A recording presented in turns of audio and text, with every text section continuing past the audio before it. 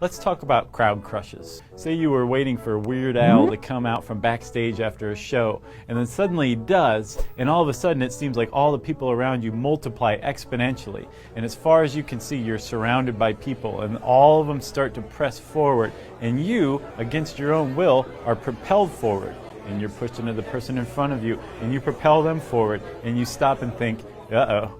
Individuals in the crowd start to lose their ability to move on their own accord. Things get more and more packed, and the crowd tends to behave a lot like a fluid. So there's a couple of ways that you can actually die in a high-density crowd. The first one's called a crowd crush. Now, when you first start to get to about 6 people per square meter, the individuals lose their ability to move around. The next step is that you lose your ability to move your arms from your sides. And as people pack in further and further, the pressure from all sides keeps your lungs from inflating and deflating, which means you lose your ability to breathe. What's amazing and horrific is that people suffocate in crowds because they're squeezed so tightly by the people pressing against them. Another way you can die in a crowd is what's called progressive crowd collapse. So say you have a bunch of people crowded together in a high density crowd, and one of them falls down. That creates a hole in this crowd, and the people who were formerly leaning against the person who just fell down start to fall over, and so on and so forth, and a domino effect is created. People start to pile up, and the ones on bottom are literally pressed to death by the humans who have piled up on top of them. 8 people are dead and scores injured. A sold-out music festival in Houston on its opening night. Tragedy at AstroWorld. Another victim has died. That now makes 9 deaths from that crowd surge Friday night at the festival. 22-year-old Bharti Shahani was a daughter, a sister, and a cousin. And prayers are much needed for AstroWorld Festival attendees who remain hospitalized. Among them, a 9-year-old Houston boy who was trampled. Ezra Blount is on a ventilator at Texas Children's Hospital. We learned that Travis Scott attended an after party after his performance. A representative for the rapper says that Scott didn't know the severity of the situation at the time. There's an ambulance in the car. Whoa, whoa, whoa. Didn't know the severity of the situation at the time. Stop the show! Stop the show! Didn't know the severity of the situation at the time. Didn't know the severity of the situation at the time.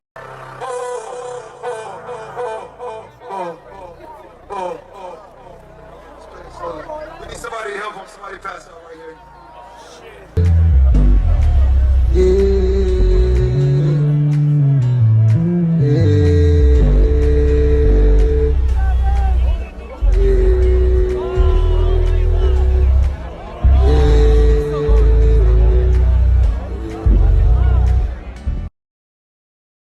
Just ask Kyle Green. In 2017, Travis was performing at New York City's Terminal 5 during his Bird's Eye View tour. Kyle was attending the concert when he was pushed off of a balcony due to the surging crowd that was being whipped into a frenzy by Travis. Give me 18 real quick. I see you, but are you gonna do it?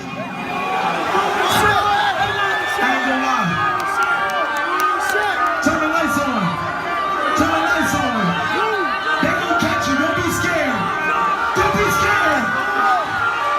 4, 4, yeah. Now Kyle's injuries, they ended up being devastating. He fractured his vertebrae, he broke his left wrist, fractured his right ankle, and after multiple surgeries, well, he'll have to go around the rest of his life in a wheelchair because, well, the left side of his body is now paralyzed. He's probably referring to a concert in Rogers, Arkansas, where Travis, he encouraged the people in attendance to rush the stage and bypass all security protocols to do so. I don't know if you're scared, I don't know if you're nervous, I don't know what it is, but if you want to get in this pit, this is your last chance right now. Whoa, here they come. Ray, Tyler, get it, get it, get it. Film it, busy, Los, film it, let's go. I see him, I see him, I see him, I see him, I see him, I see him. Film it up, I see him, I see him, I see him. Security, let him go. Security, let him go. Travis, he was taken into custody after that for inciting a riot, disorderly conduct, and endangering the welfare of a minor after a number of people were injured.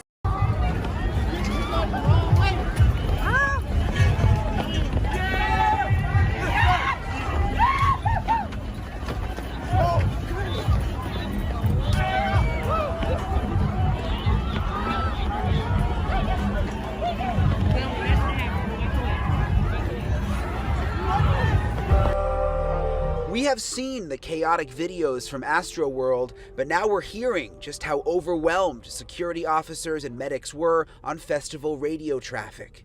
Looks like folks are coming out of the crowd complaining of difficulty breathing, crushing type injuries. Seems like the crowd is compressing, from what I can tell. TMZ obtaining radio calls where the situation quickly went from bad to worse. Because there's people trample and they're not breathing. You guys are doing well. Take a breath. Everyone's doing a good job. Now listen, what I need is for people to get things under control at the medical tent. HFD's been advised. They are listening to our channel and they're pulling people in to come and help, okay? Help is coming. Just take a deep breath and relax. We'll work through this. The help did not arrive fast enough. They were understaffed. New footage shows the chaos and confusion inside Travis Scott's AstroWorld Festival.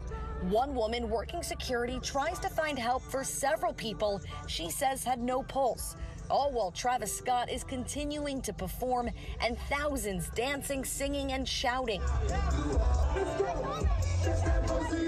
It took way too long for paramedics to come, and it took way too long for HPD to come. Alvarado says there was only one paramedic doing CPR on 2 different people.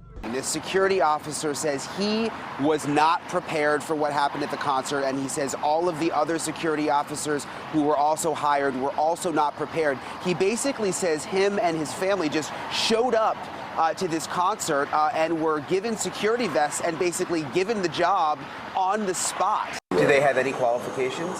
I doubt it because I didn't show anything. You didn't show anything? I didn't even show my ID. We were just scanning the crowd. That's what we were told to do. She says she knew her role. So I did feel prepared, but I was not prepared for death.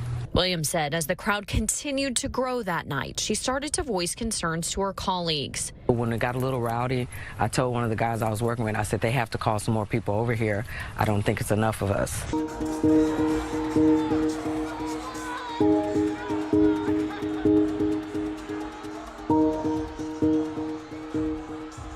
More than a dozen lawsuits have already been filed against Live Nation and Scott, accusing them of bearing responsibility for this incident, which led to 8 deaths and hundreds of injuries.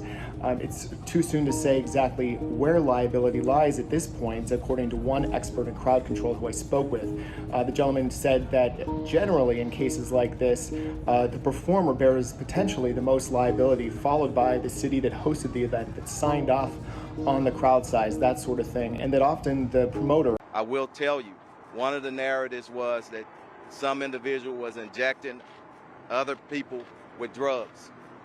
We do have a report of a security officer, according to the medical staff that was out and treated him last night, that he was reaching over to restrain or grab a citizen, and he felt a prick in his neck. When he was examined, he went unconscious. They administered Narcan. He was revived, and the medical staff did notice a prick that was similar to a prick that you would get if somebody's trying to inject. In terms of the security guard that I discussed on Saturday, if you can remember, members of the medical team in the medical tent said that a male security guard had come in and said that somebody had pricked his neck. And we felt that it could have been something ingested. We did locate that security guard. His story is not consistent with that. And as soon as Travis Scott came out, it got crazy. People started punching and shoving and doing horrendous things to each other. There wasn't room to breathe. Basil Beg was at the show and survived. His brother, Danish, did not. We want justice for Danish and all the kids and families and everyone who lost their loved ones.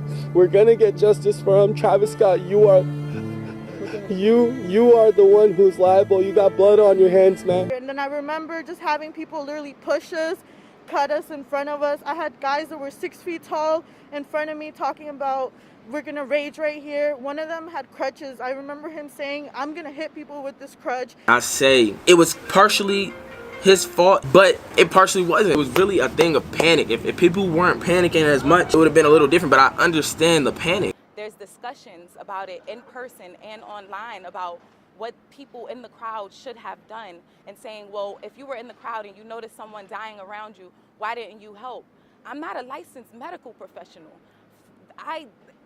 Only thing that I could think about was me not falling on top of this woman and crushing her to death. Just how much trouble is Travis Scott in after this AstroWorld fiasco? Now, I'm sorry to all the Travis Scott fans out there, but the short answer to this is he's pretty